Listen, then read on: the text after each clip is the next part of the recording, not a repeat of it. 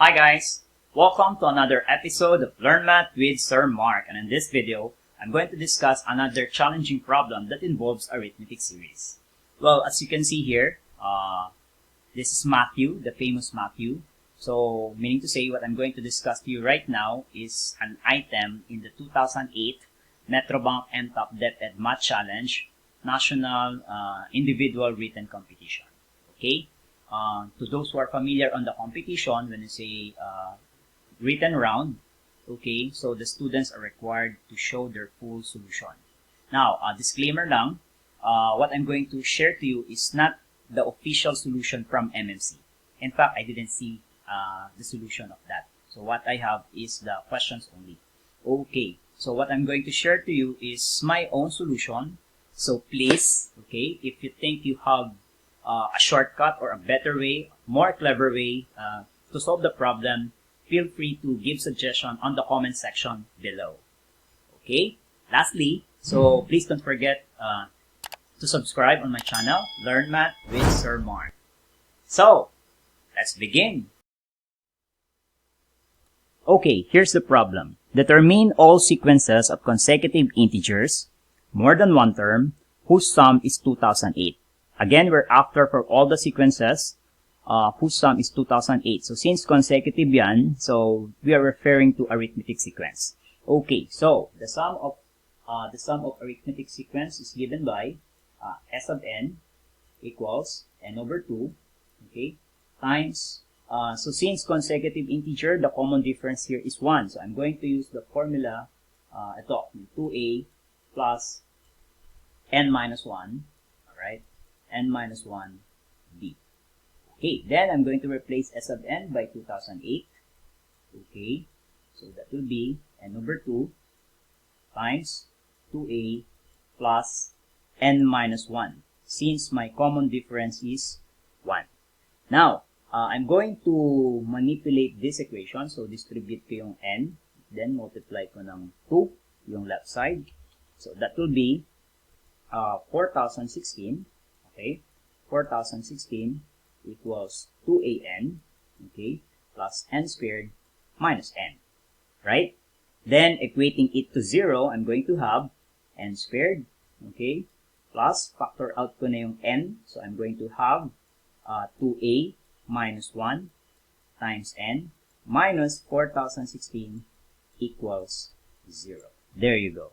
Now, we are all familiar here. This is a quadratic equation, right? Quadratic equation. Now, what we're going to do here is, what are the factors of 4016? Tama? So, factors of 4016, then, magkakaroon siya ng sum, then we're going to equate it to 2a minus 1. That's the idea. Now, ano ba ang factors ng 4016? Isa-isahin natin.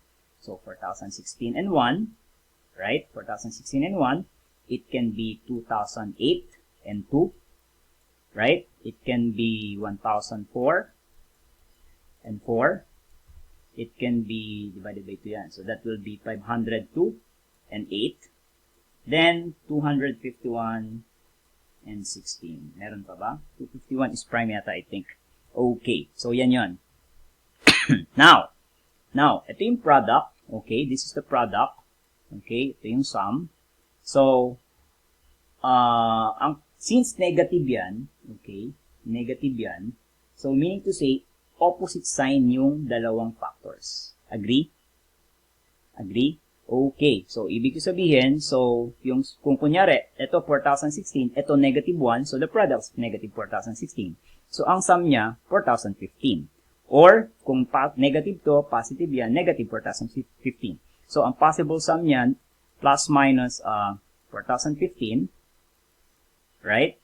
This one, sum is 2006, alright? This one is plus minus 1000. Right? This one plus minus 502 minus 8, that is 494. Tama? 494. And lastly, plus minus 235. Tama, 235. Okay, yan yung mga possible sum. Okay. Like I said, so, nakuha na natin yung Alam natin yung factors ng 4016, right? Then, yung sum niya, equate natin sa 2a minus 1. But, ang sabi sa problem, take note, it should be an integer. Okay? It should be an integer. Ano ibig sabihin? So, meaning to say, kunin ko to kunyari. Ito na lang. Okay. Suppose ang ginawa ko is n minus 2008. Okay? Like I said, dapat opposite sign yan so that your product is negative 4016. Then this one is n plus 2 equals 0. Yes, the product is negative 4016, but the sum is negative 2006. Right?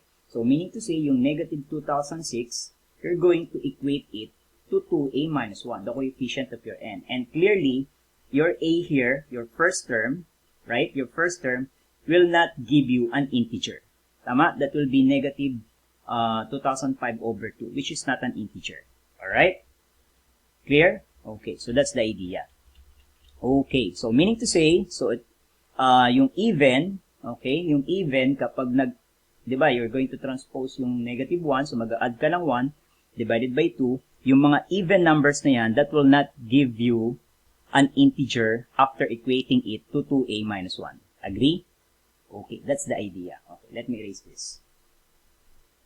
Okay, so meaning to say, okay, so take note of this, Okay, meaning to say, so unahin ko yung pair, okay, so 4016 and 1, and then 251 and 16. Okay, dapat yung add, mag-add ka ng, sa add, mag-add ka ng 1, that will be even divided by 2, will give you an integer. Alright? So, unahin natin.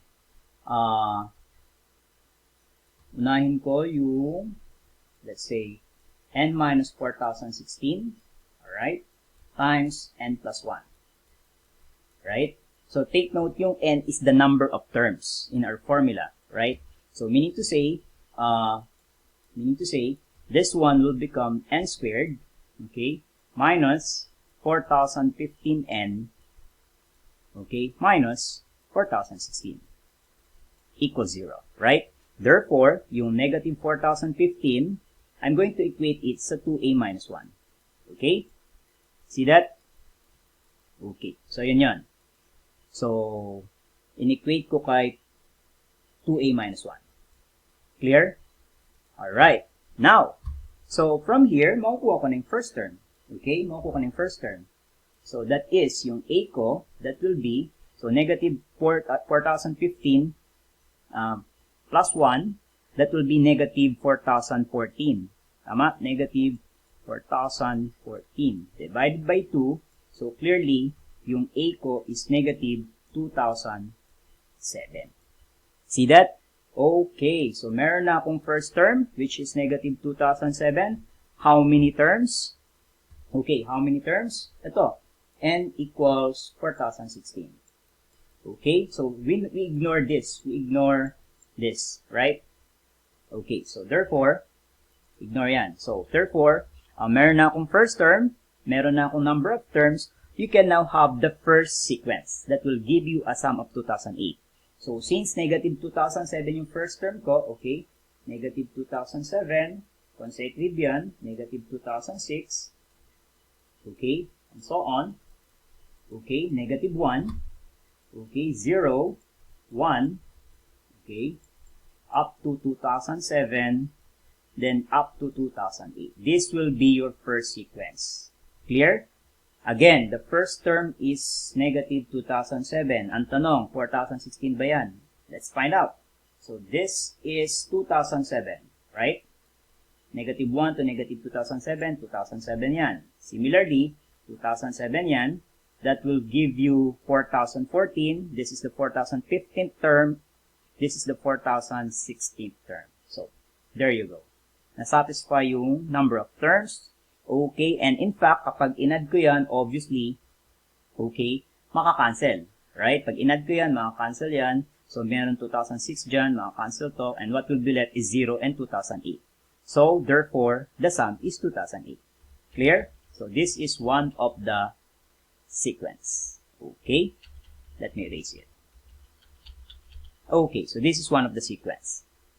Okay, next, what if baligtad? Okay, kung baligtad, alright, so, let me use this green. So, kung n plus 4016, alright, so n minus 1, so this one will become n equals 1. One term lang, so we're not looking for that. Okay, we're not looking for that. So, therefore, disregard na natin to. Okay? So, tapos na ako sa dalawa. Dalawa na lang. Okay, dalawa na lang. Ano ibig sabihin? I'm done with this. Okay, next target ko is this. 251 and 16. See that? Okay. Okay, so let's solve n minus 16, alright, times n plus 251 equals 0. So meaning to say, if I'm going to expand it, okay, so that will be n squared. The sum will be positive yan kasi 251 yan. So the sum will be 235n, okay, minus, of course, 4016 equals 0. Okay, so meaning to say, like what we did in the first sequence, so yung 235 ko, okay, yung 235 ko, I'm going to equate it to 2a minus 1, right? And from there, yung a ko will be, so 235 plus 1, that will be 236, right? 236 divided by 2, clearly, my first term here will become 118, right? So this will be my first term. Ang tanong, my first term ko na, okay, how many terms? Okay, so clearly, so again, ignore natin yung negative 251. So clearly, okay, yung n ko will become 16. Right? Yung terms mo magiging 16. So meaning to say, the second sequence will become this. 118, alright? 119, and so on, up to, so add ka ng 16 yan dapat, diba? So, that will be, diba, 118 plus 15, n minus 1. So 15 times the common difference, which is 1. So 118 plus 15, that's 133. So therefore, this will be your second sequence. Ang tanong, ang sum ba niyan? 2008. Check natin. So again, 16 terms yan. So that's 16 over 2. Okay, that's 8. Okay, 8 tapos yung sum niyan, 118, first term plus last term. Okay, so that will be 251. Tama naman, 251 times 8, that's 2008. See that? There you go. So therefore, this will be my second sequence. Okay? This will be my second sequence. Now, paano naman kung babaligtarin ko to? Okay, pwede kasi yan, negative 251, positive 16. Okay, let's do that. Alright, so what if I'm going to interchange it? That will be positive 16, alright, and minus 251 equals 0. So clearly, yung n, ignore ko na yung n equals negative 16, my number of terms here will become 251. See that? 251, yung number of terms ko dito.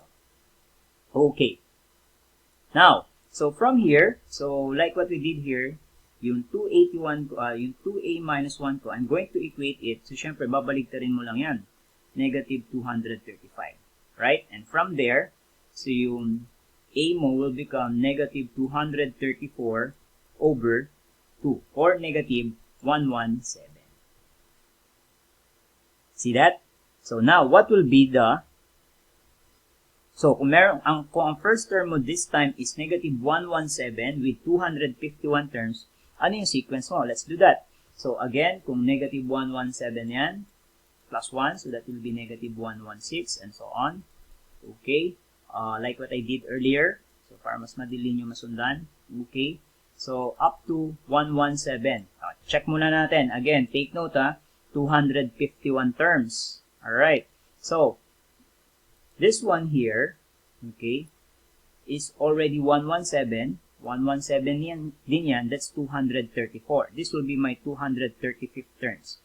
Okay? So, again, 235 na to.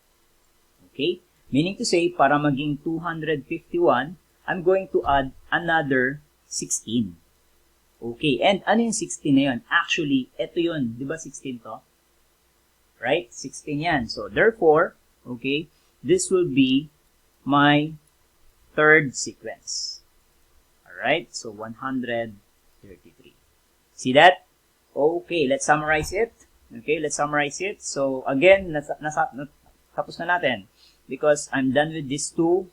Okay, tapos na rin ito sa dalawang to.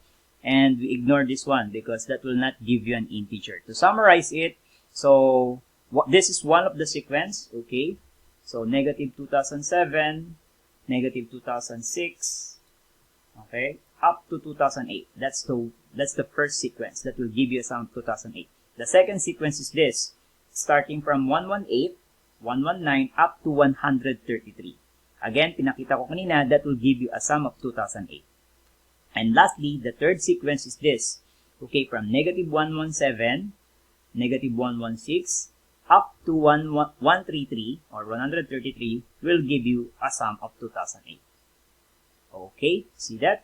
So, I hope naintindihan niyo yung flow ng solution. That's the idea. Again, sa competition, this is a written, the students will show the solution. So, of course, the students they have to be more artistic than this one. Okay, like I said, this is not the official solution. This is my own solution and yun. Okay? Okay, so feel free to share this one. And again, if you have a better solution on this one, or you have a better idea, feel free to share it in the comment section. Okay? I'll see you next time.